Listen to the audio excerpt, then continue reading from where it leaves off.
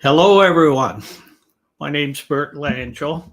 I hope everyone is well today, and you're here to pick up some tips. And anyway, I hope I can change your English today in some way, help you be more successful in your career, help you bring your English skills to the same kind of level that your professional skills are at. And this is very important to me. My name's Burton Langell. I'm a business English coach. I was in business for 30 some years. And success to me today is helping people perfect their English so they will be more professional in their careers. My students are intermediate and advanced level English speakers who want to just be more successful, be able to confidently speak English. Uh, so let me ask you some questions. And we always have to be honest with ourselves, don't we? It's easy to just say, oh, it's good enough. But is it really? So, is your English good enough to achieve the goals in your goals in international business? Do you want to work in international business?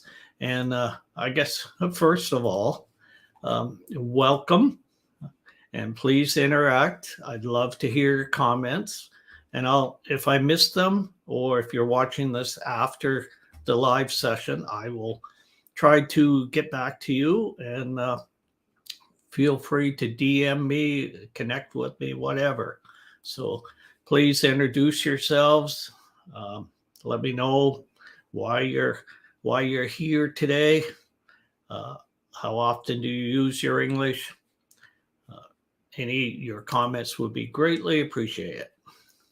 Why are you here today? Why are you taking the time to listen to this old guy? This guy has been around, but I'm very happy with my business career, and especially what I'm doing now. I've helped hundreds of people be more successful in English. It's very fulfilling. So, first of all, can you hear me? Can you see me? Or am I just here by myself? So, let me know what you're thinking. Now, next question. What habits are you willing to develop to make your dreams come true using English?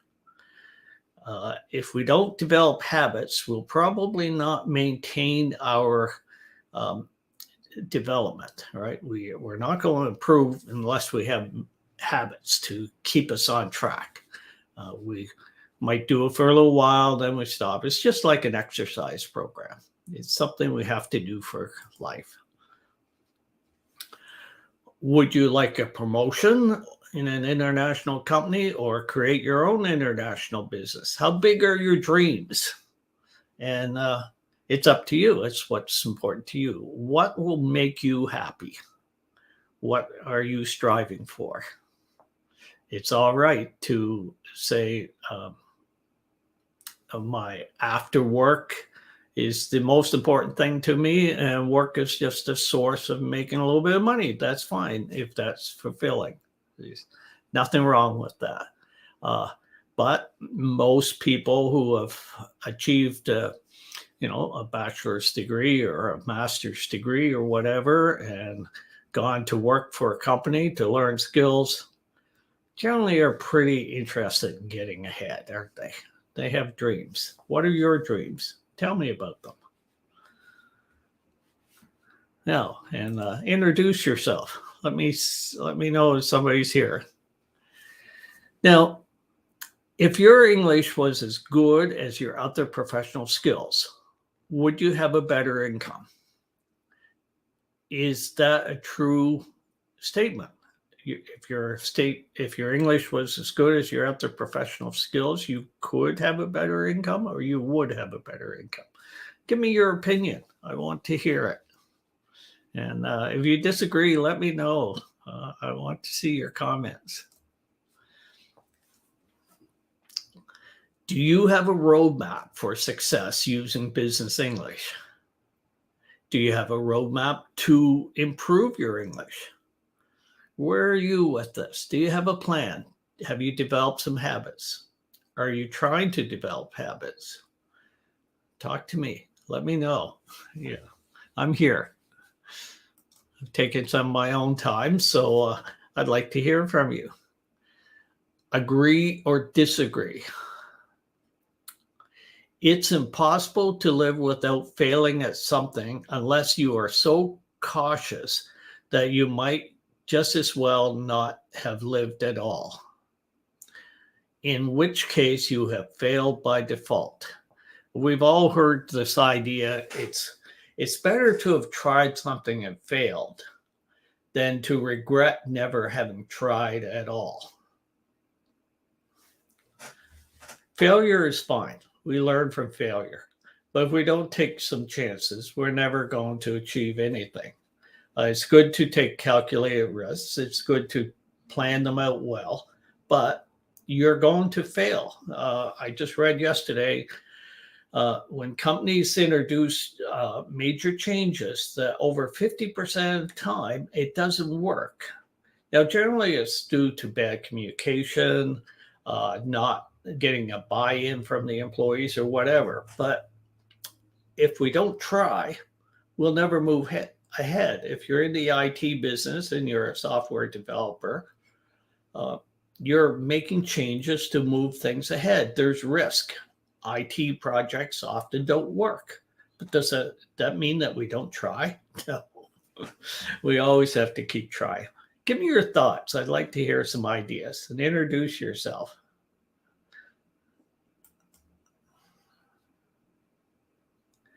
Now, to create a change, there's this philosophy that we must imagine it, we must see it, and we must take action, of course. Now, some people spend too much time in the first phase or the second phase. They're only watching videos, or they're just taking courses, and they're not taking action. They're not trying. They're not going for interviews. They're not looking for opportunities. So they're learning English, but they're not using it. A lot of my students who have come out of university think that perfecting their English, once they've gotten to the intermediate stage, is all about studying. Get my head in the books, read, study vocabulary, all those things. Well, guess what? If you don't speak the language, if you don't meet the people, if you don't put yourself in the situation where you have to use English, it's just not going to progress. It's just not going to happen. It must be relevant to you. You need a reason to perfect your English. So put yourself in meetups, find a partner to talk with, get a coach, get a teacher, do something. But take action, make it happen. Don't fool ourselves. And look, I've fooled myself before too. I've said I was going to do something, thought about it a lot, studied it a lot, but never took the steps or never kept up the steps to make it happen. So we need to visualize it. Some people say these are C-type goals, that we should have something on the wall that has pictures, that has it written out, that we have our KPIs, we know what we're going to do, we visualize it, we imagine it, we influence it, we look for rewards. And I'll go through some of this stuff. And I'm going to give you 5 key things that you could build into habits that I'll give you 100% guarantee will perfect your English. You do them consistently, and it will happen. I watched a video the other day, and it was about people achieving things by creating content. And this person said, many dumber people than ourselves are making millions of dollars or hundreds of thousands of dollars creating YouTube or whatever, creating content. And his point was that most of us spend too much time thinking about overthinking it, finding reasons we can't do it, instead of going out and looking at those people or ordinary people who have achieved a great deal and what it took them to do it and emulate what they did it and consistently keep doing it. So we need to take action. It's one thing to, yes, we need to know what we want. That's a big thing. And a lot of people, it takes them in through their 20s and into their 30s to really figure out what they want in life, personally and professionally. There's nothing new there. Do you agree or disagree with these quotes? English is the global language of business, and proficiency in it is a must if you want to compete in the international marketplace. In the world of international business, fluency in English is not just an advantage, it's a requirement for success.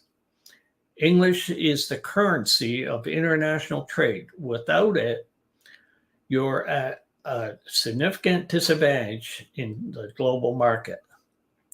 In today's interconnected world, English is the key that unlocks the doors to global business opportunities.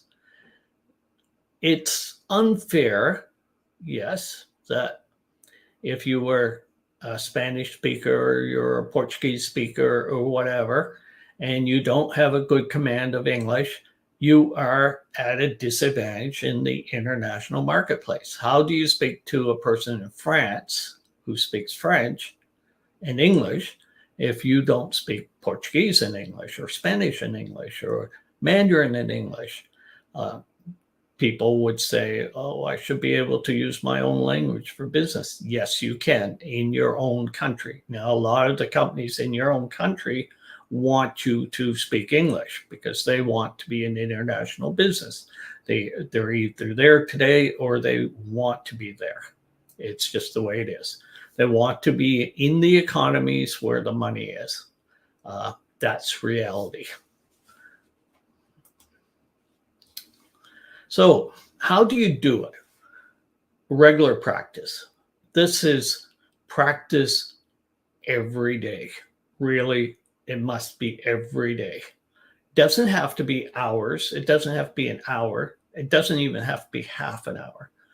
I would say if you did 15 minutes every day for a year, you would be ahead of 95 to 98% of people who are trying to perfect their English.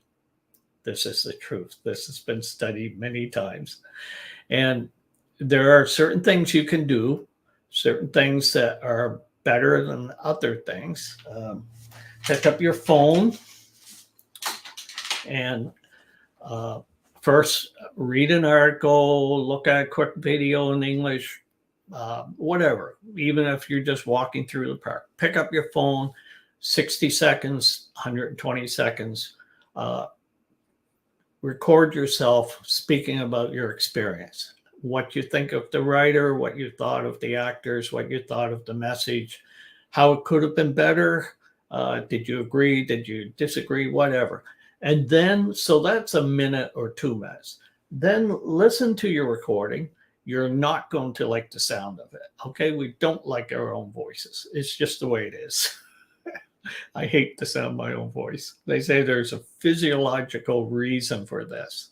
So listen to it. How's my vocabulary? How's my pronunciation? How's my intonation? The up and down. Am I coherent? Were my ideas well formed? Was I easy to listen to? Did I do a lot of ahs, like things like that? Did I repeat a lot of my words? Now, if you want to take a little more time, do it again, add a little vocabulary to it, not too much, and just work it into your presentation and then listen to it again. And hey, DM me if you'd like to send me a copy of your recording. You do this for 30 days. 30 days, just 30 days. I guarantee you will move at least one level higher in your English speaking. You will be amazed if you take day 1 and you compare it to day 30 or even day 15. You're going to see a big difference in your English. I promise you. I've seen it many, many times. I've taught hundreds of people. The people who will do this progress very quickly, and they don't have to pay me for very long. Anyway,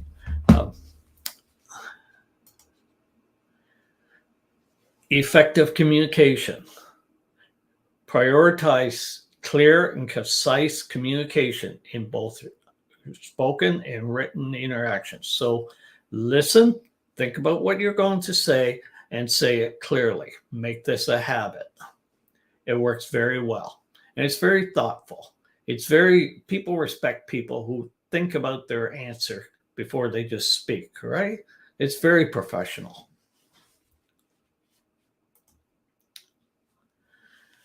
Expand your vocabulary and learn collocations, the way we normally speak in English, the way we talk. So continuously enrich your business vocabulary, learn the industry terms and phrases, how the buzzwords are developing, how the phrasal verbs work, some idioms, that sort of thing. Accent reduction. Now, very few of my students really have to work on their accents. Maybe a little bit, just perhaps speak a little slower.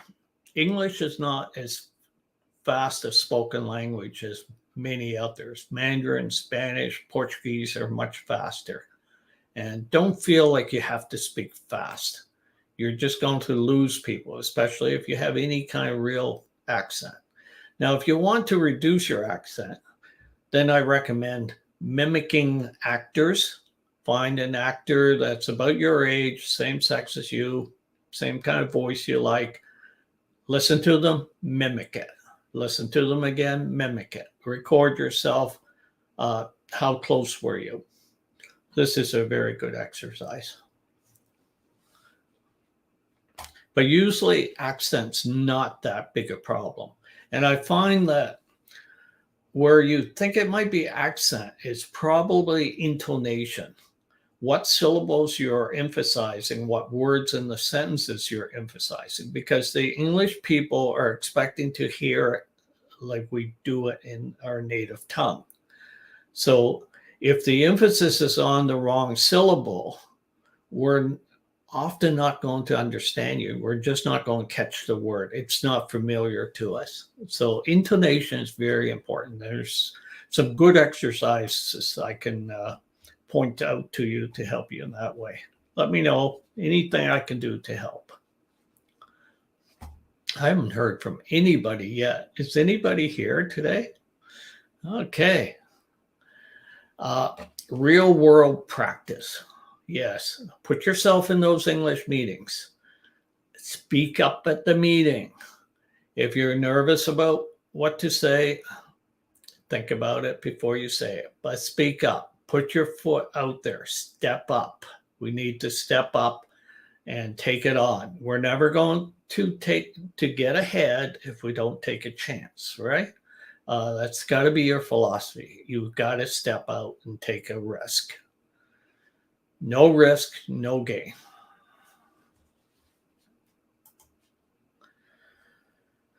Now, I very much recommend this book, Atomic Habits. I think this is a brilliant book. It's a life changer. It's extremely popular right now. Find my place on the mirror of the image, right? Anyway, this is a great, great book. And get the audio book if you like, or audio would be good. So you could be working out, walking, or whatever, and listening to it. Full of wisdom. It's just fantastic. And it's good to have different books. I really like this book also, Essentialism. Great for understanding what we want, our career, getting ahead and being really good and being effective. I've been reading this. It's extremely good. Uh, the world is full of good books to motivate us, and it's good to keep motivated.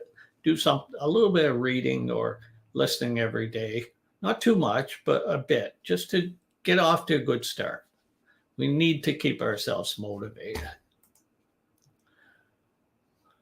Let me know if you'd like this. I have a free 7-day course. You get a short recording, a video each day for 7 days on making small talk to perfect your small talk. And small talk is very important in international business and business. This is how you form relationships. This is how you move your career along. People have to like you, respect you, and that. And small talk allows you to build that commonality. And it's not just talk, it's much of it's about listening and responding properly to what you hear. So take this, I'll show you how to be a master of small talk. And just let me know if you want it. It's be a pleasure to send it to you. Now, these are some tips from James Clear, Atomic Habits. I thought I had a picture of his book in it. Anyway, start small, begin with manageable habits that are easy to accomplish. Make it obvious. Create clear cues that trigger the habit. And he would also say, do it in the same place and the same time, if at all possible, to reinforce the habit. Use habit stacking. Pair new habits with existing habits to reinforce them, to leverage them. Be consistent. Being consistent is what it's all about, isn't it? Whatever we're doing, consistently working at it, consistently practicing, doing is what perfects us. It's really so much it's about repetition, isn't it? It's repetition, building those new neural networks up here, building your English mind. This is what it takes. Now, I wonder if my comments are not working today because I haven't seen any comments. So do you hear me? Or is anybody out there in the internet world? Okay. Now, so be consistent. Work it into your routine.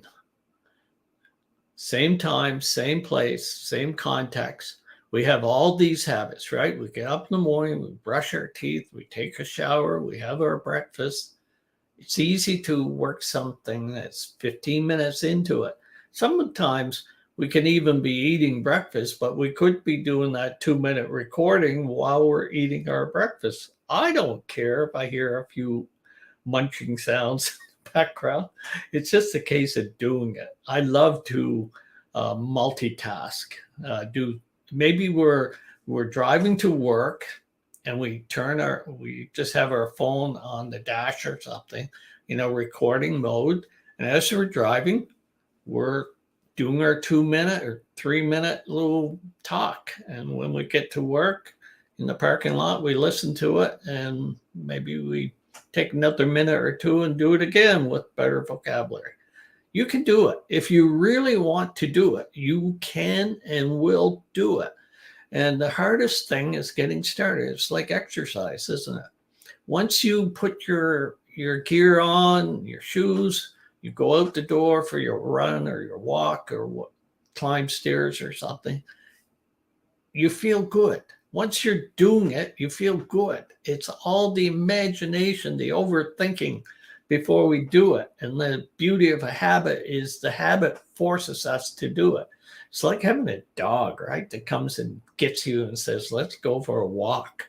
They come with their collar and say, Bert, I want to go for a walk. Your habit will do the same thing for you.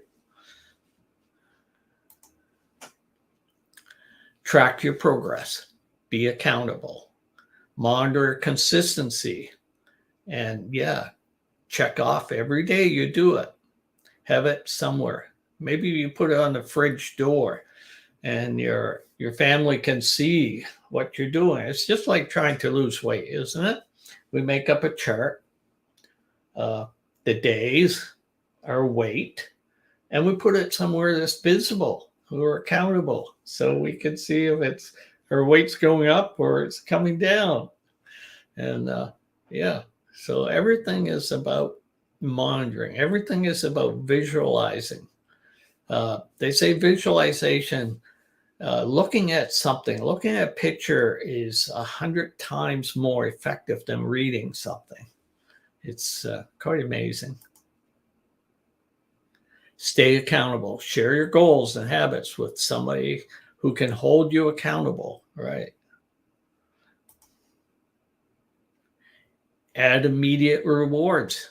Yeah, there's this idea that we should work hard for 25 minutes and then take 5 minutes to relax, to do something, give ourselves a little reward, maybe just go outside for 5 minutes, get some sunshine or something.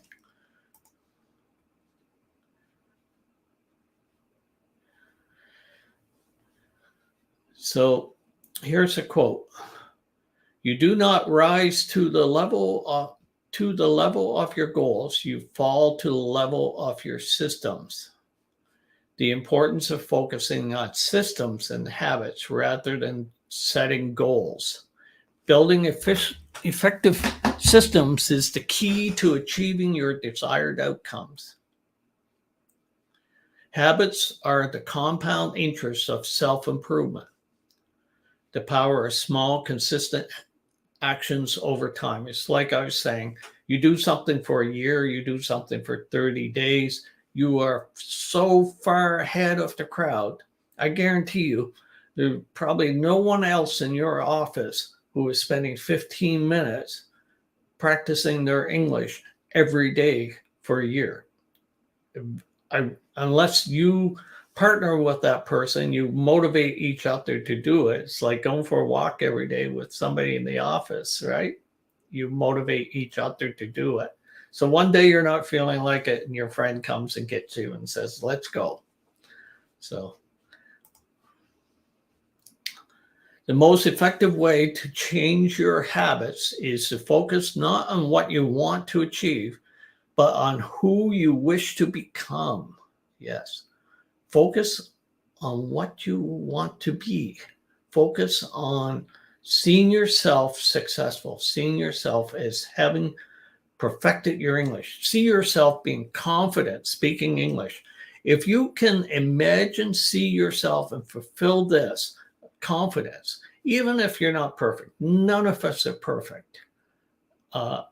I'm far below perfect, but I do what confidently what I do. I sometimes, yes, maybe I'm not so confident about giving a lesson, but I focus on it and I see myself doing it and I make it happen. And it gives me great pleasure when my students tell me how much I've helped them in their careers and how much better they feel about their English. Confidence is just about everything. Even if your English isn't that great, if you can develop the confidence and you look people in the eye and you speak with confidence, and that's after kind of thinking about what you're going to say and then expressing it the way you want to say it, you will be seen as a very fluent English speaker and you will be more successful in your career. I hope this has helped you. DM me if you want that course. If you want these slides, I'll be glad to send them to you. Anything you want. I give a free half-hour assessment and recommend solutions to people. I offer free courses. I offer low investment courses. I even take some people on individual 1-hour classes over a 10-week period to transform their English. I don't take very many. Typically, I have about 15 clients, and that's about enough. So, and I'd be happy to form group classes that will reduce the investment that's necessary. And the investment that I charge as I'm retired, I believe is very low compared to other English coaches of my level after 30 years in executive positions and owning lots of businesses and I co-partnered a $2 billion public company. I had a lot of experience. I know business. I've been teaching business, I guess, going on 5 years now. I've taught thousands of classes, and I've had hundreds and hundreds of IT and business professionals that I've taught and helped them, coach them to be much better English speakers, using it so they could earn more, be more successful. And to be blunt, much of it has to do with money. Money is kind of the yardstick that shows success, doesn't it? I'm not saying we should be focused on money, but money is a symbol of success. It gives our family a better lifestyle. It lets you do things. It gives you freedom. You can help other people. You can help your parents. You can do whatever. So success in English can equate to a lot more income. Do you disagree? Let me know. Comment. Let me know. It will help the more people to see this event. Thank you very much. I am going to sign off now. I'm sorry nobody was commenting today. It might be a problem with the streaming site I'm using today that I'm not seeing the comments. Thank you. Have a good day. Develop those habits. Get out there and make it happen. Thank you.